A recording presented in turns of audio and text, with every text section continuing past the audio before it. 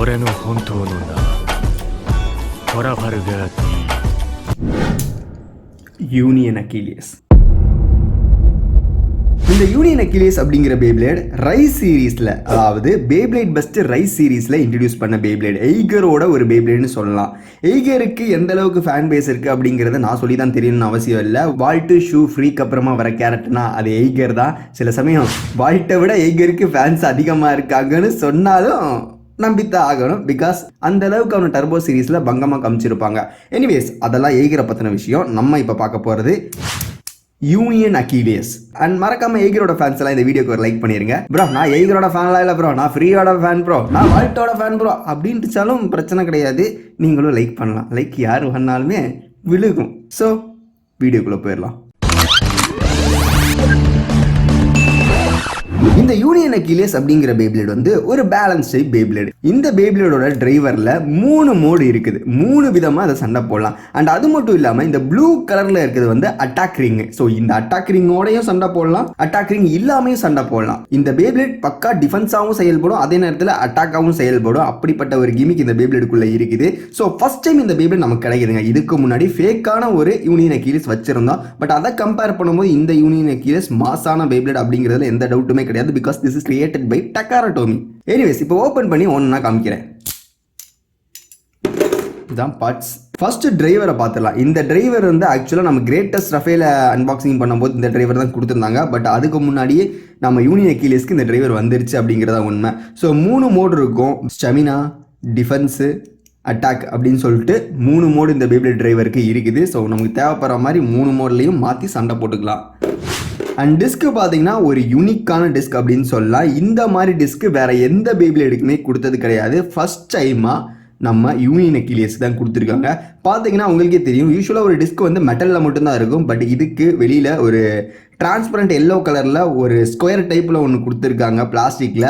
So உண்மையிலே பார்க்குறதுக்கும் செம அட்ராக்டிவாக இருக்குது. ஏதோ பைனாப்பிள் மிட்டாய் மாதிரி தான் இருக்குது பார்த்தனேவும். எனக்கு அதான் ஞாபகம் வந்துச்சு இந்த கலரை பார்க்கும்போது. பட் டிஸ்க்கு யூனிக்குங்கிறதுல எந்த டவுட்டுமே கிடையாது.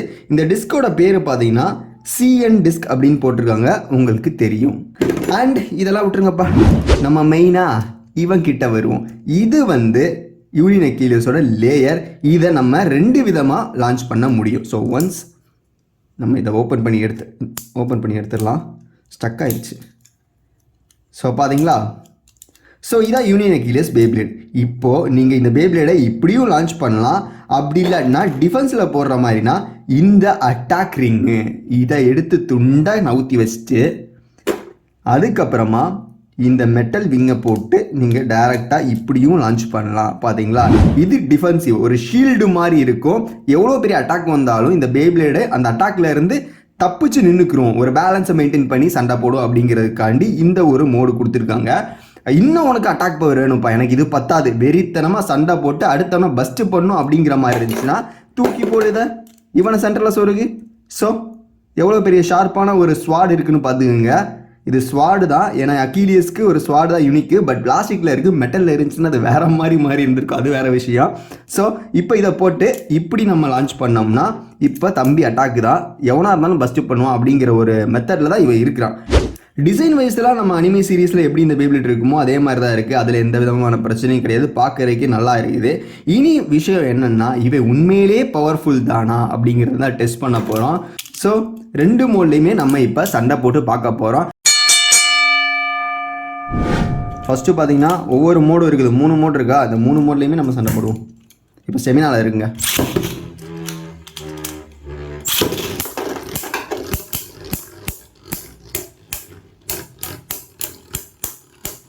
டிஃபென்ஸ் வெஸ்ட் செமினா அப்படிங்கிற மாதிரி இருக்கு.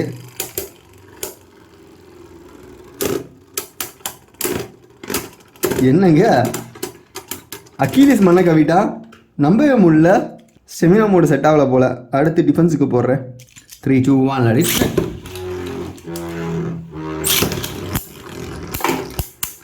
கமாண்ட்ரா அக்கிலியஸ், பஸ் ஃபினிஷ். ஸ்குவாட் இருக்கனால டக்குன்னு பஸ்ட் பண்ணணும். ஆனால் ஏன் பஸ்ட் பண்ண மாட்டேங்கிறாங்கன்னு தெரியல. என்ன பிரச்சனைன்னு புரியல. டக்குன்னு செமினா போயிடுச்சு பார்த்தீங்களா, நம்பவே முடியல. பூஜி நசரால சட்டுன்னு பஸ்ட் பண்ணியிருக்கோம், நான் பஸ்ட்டே பண்ணல. என்னாச்சு? ப்ராப்பராக தான் நான் மாட்டியிருக்கேன். எனக்கு இது ஒரு ஷாக்கிங் ரிசல்ட்டாக இருக்குது. இப்போ அட்டாக் மோடுக்கு மாற்றிருக்கீங்க, பார்த்தீங்கன்னா உங்களுக்கே தெரியும் ஹோலோவாக இருக்கும். உள்ள ஒரு ஓட்ட தெரியுதா? இப்போ பையனோட ஸ்பீடை மட்டும் பாருங்கள். 3, 2, 1 சரி நோட் பண்ணிட்டேன். எனக்கு தெரிஞ்ச யூனியன் அக்கீலியஸை நம்ம ப்ராப்பராக லான்ச் பண்ணி பழகணும்னு நினைக்கிறேன். அப்போ தான் செட் ஆகும். 3, 2, 1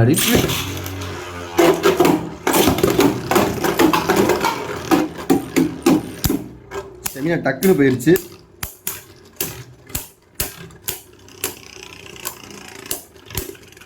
த்ரீ டூ ஒன் அடிச்சு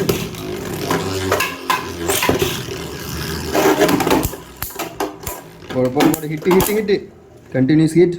பஸ் நடக்குமா? This is unbelievable guys. Bus நடக்கலை. வாட் இஸ் த ரீசன் அப்படிங்கிறது எனக்கு தெரியல.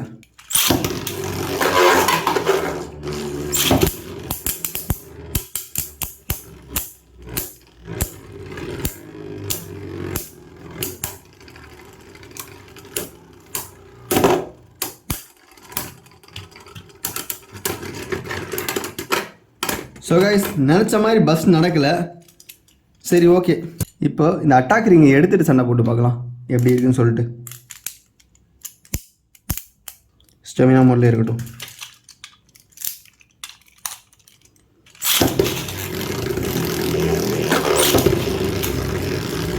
ஸோ பேபியோட உருவமே டோட்டலாக மாறி இருக்கு.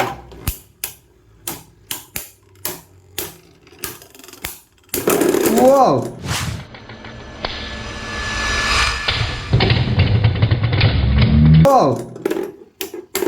என்னடா இது? அட்டாக் ரிங் போட்டதை விட இப்போ செம பவர்ஃபுல்லா இருக்கான். அப்போ எனக்கு தெரிஞ்சு இந்த அட்டாக் ரிங் போடாம சண்டை போட்டாலே அக்கிலியஸ் மாசா இருக்கும் போல. அப்போ எதுக்குடா இது? So guys, this is amazing.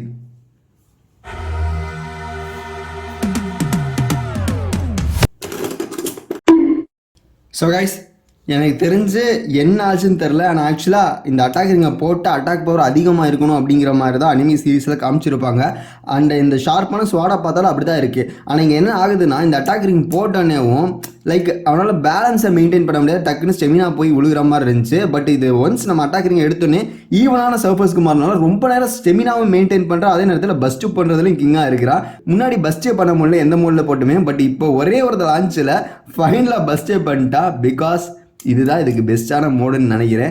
Anyways அடுத்த வர வீடியோஸ்லாம் நம்ம இதை வச்சு எக்கச்சக்கமாக ட்ரை பண்ணி பார்க்கலாம் உண்மையிலே எது பெஸ்ட் அப்படின்னு சொல்லிட்டு. மேபி எனக்கு கூட லான்ச் பண்ண தெரியாமல் இருந்துக்கலாம். ஏன்னா இது வந்து ஃபஸ்ட் டைம் நம்ம இந்த பேப்ளேடை யூஸ் பண்ணுறோம் அப்படிங்கிறனால ஒரு யூனிக்கான பேப்ளேடு. ஒவ்வொரு பேப்ளேடுக்கும் ஒவ்வொரு விதமான லான்ச்சிங் டெக்னிக்ஸ் எல்லாம் இருக்குது. அதை வச்சு ப்ராக்டிஸ் பண்ணால் மட்டும்தான் வரும்.